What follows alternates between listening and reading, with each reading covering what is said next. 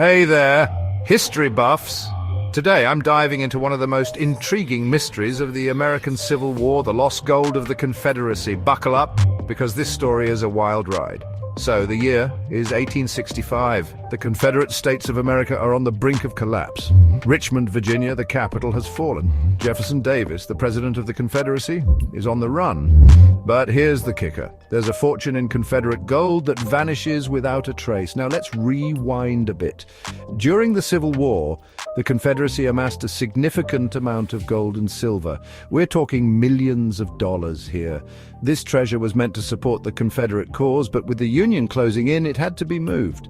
The gold was packed into wagons and sent south from Richmond, but somewhere along the way it disappeared, vanished, poof!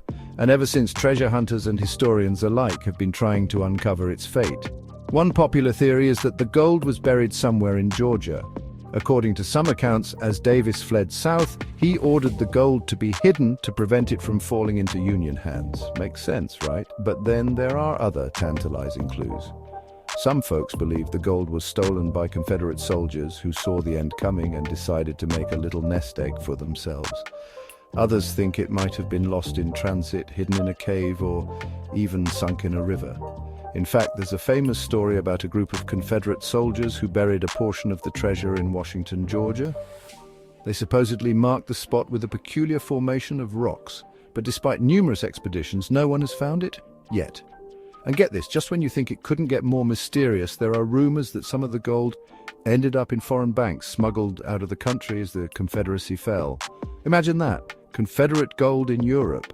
But why does this story still captivate us today? Maybe it's the romance of a lost treasure waiting to be found, or the allure of solving a puzzle that has stumped generations.